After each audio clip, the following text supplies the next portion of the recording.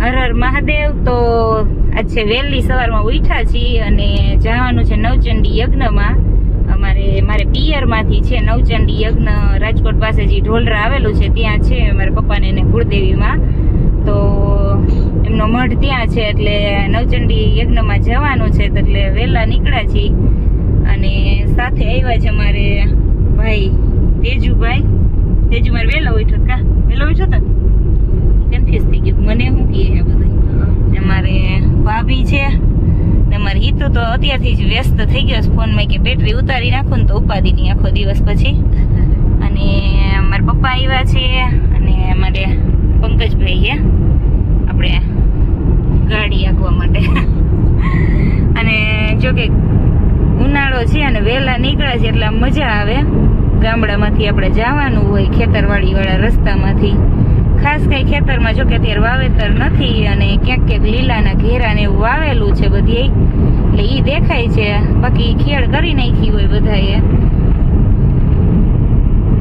તો ધીમે ધીમે હવે સૂર્યોદય થવા માંડ્યો છે અને આપણે એક ગાડી પાછળ આવે છે એટલે આપણે થોડીક વાર બ્રેક લીધો છે, અહીંયા ઉભા રહ્યા છીએ અને ધીમે ધીમે તડકો થઈ એટલે હજી જો કે 7 જ વાગ્યા છે પણ તોય આપણે 7 વાગ્યા ત્યાં જ તડકો જો કે ઉનાળો છે એટલે થવા માંડ્યો છે। ને અમારે જો ગોલું બીઝી જ હોય કા એને ઘડીક વાર ઊંઘ આવતી હતી પણ પછી કે હું નથી ટ્રાવેલિંગમાં નહીં શું મારે બધું જોવું છે કા જોવું છે ને કેટા બકરા જોતો આવતો રસ્તામાં અત્યારમાં જે એલા જતા બધી એને આટાફેરા કરતા ત્યાં કા। તો ફાઇનલી પહોંચી ગયા છીએ ઢોલરા અને આપણે પાછો હથવારો આવી ગયો છે। મારા ભત્રીજી મારા ભાભીની બધા આવ્યા છે ભાઈઓની બધા અને આપણે આવી ગયા છીએ ઢોલરામાં અને હવે ધીમે ધીમે જઈએ માતાજીના મઢ તરફ। તો આવી ગયા છીએ માતાજી મંદિરે અને સરખામાં તૈયારી છે દર્શન કરી લઈએ આપણે માતાજીએ અંદર જઈ અને દર્શન કરી લઈએ પછી બેસી રોડમાં।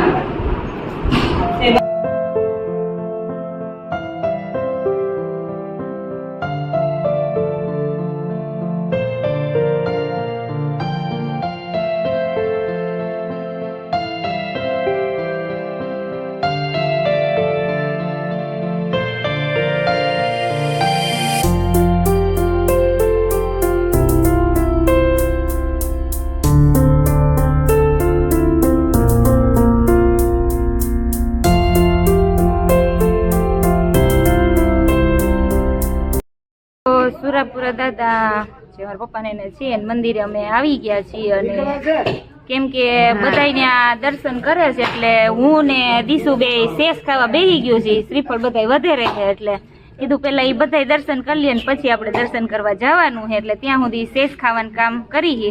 અહીં છરીની વ્યવસ્થા નથી એટલે એમને અમે ખાઈ છીએ અત્યારે શેષ। અને જો બધા અહીંયા ઊભા છે, શ્રીફળ વધેરે છે ને અંદર પગે લાગે છે। અમારે ગોલું ને ભૂખે લાગી ગઈ છે કે ખાવાની તૈયારી કરે છે ઈ।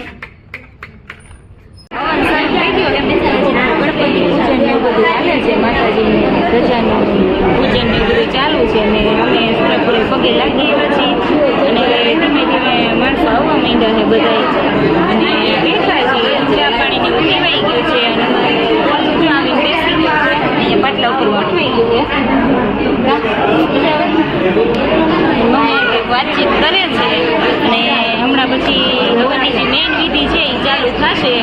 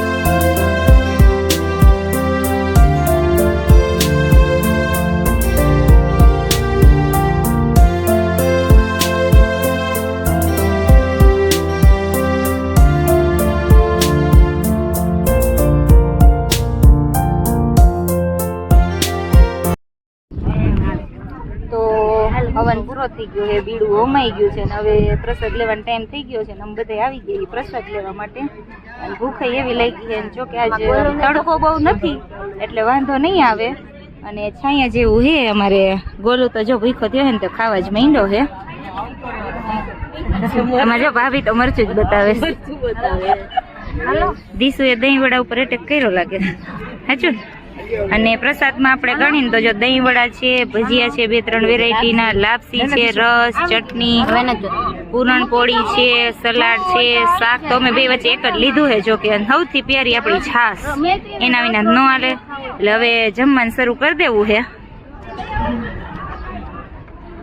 તો હવન પૂરો થઈ ગયો ને અમે પાછા ઘરે આવતા રહ્યા છીએ. અને ગરમી બહુ હતી, તડકો બહુ હતો, પણ હવે ઘરે આવતા રહ્યા ને થોડોક આરામ કર્યો ને ત્યાં હવે વાતાવરણમાં થોડોક પલટો આવી ગયો છે અને પવન બહુ જ ઉપડ્યો છે, આંધી ઉપડી છે. આમ તમે જોવો પવન કેટલો છે, આ ઝાડ જોવો કેટલો અમારે બિલ્ડિંગ હલે છે, બધું ઉડાડવા માંડ્યું, કોક છાંટા આવે છે અને વાતાવરણ આખું ચેન્જ થઈ ગયું છે. હવે જોઈએ તે દિવસે તે વરસાદ આવ્યો નતો, આજે બધા કચરો ઉડે છે હવે આકાશમાં.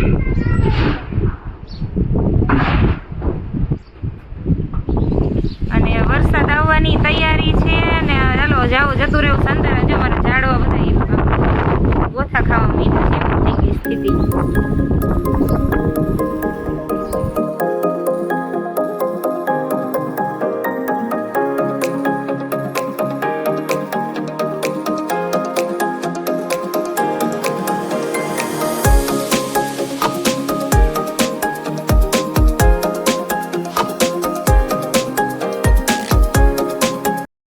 તો વાવાઝોડું તો બહુ આવ્યું થોડીક વાર અને હવે એ તો ધીમું પડી ગયું ને કોક છાંટા ચાલુ થયા છે ને આમ જોવો વાવાઝોડા નસર આટલી જ ધૂળ આવી છે આપણે ઓસરીમાં. તોય પડદા બંધ કરી દીધા હતા તોય આટલી આવી છે.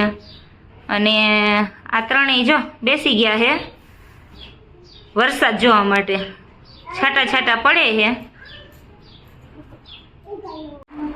તો વરસાદ ચાલુ થઈ ગયો છે અને પવન જોરદાર છે અને વરસાદ એવો પડે છે પવન રે.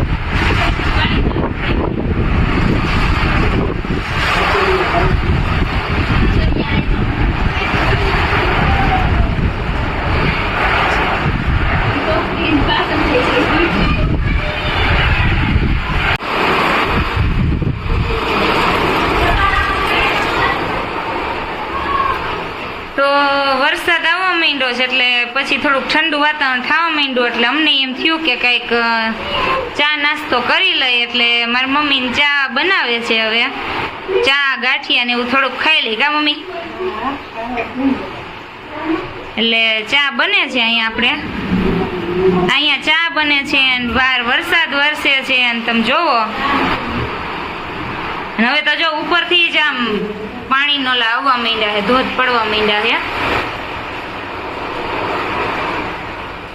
એટલો વરસાદ આવવા માંડ્યો છે. પણ પવન એટલો છે ને કે આમ બધું પગથિયા ઓસરીની અંદર પાણી આવે છે અત્યારે. અહીંયા જો ઓસરીમાં પાણી આવવા માંડ્યું છે, પગથિયા પલળી જ ગયા છે, વરસાદ એવી રીતે આવે છે.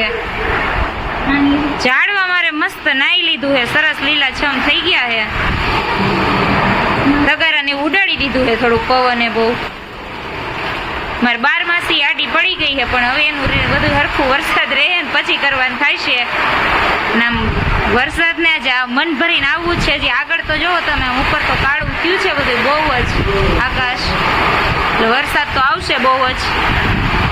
મારે ચાહતને નાવાની ઈચ્છા છે, પણ નાવું કેમ? કા નાવું છે કાના?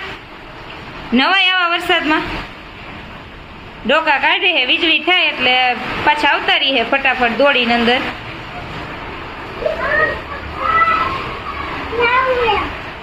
નવાય નહીં વરસાદમાં. અત્યારે જો વીજળી થાય છે, નવાય.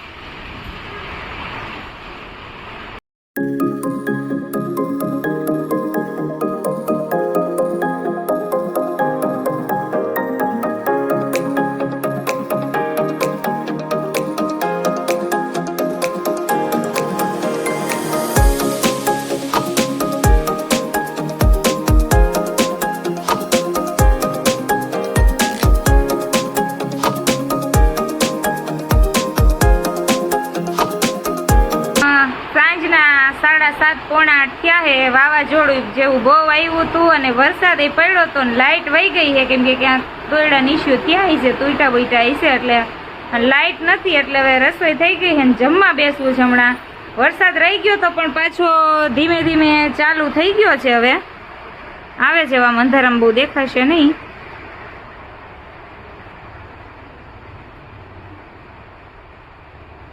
ધીમે ધીમે આવે છે. હવે વરસાદ પાછો ચાલુ થયો હે.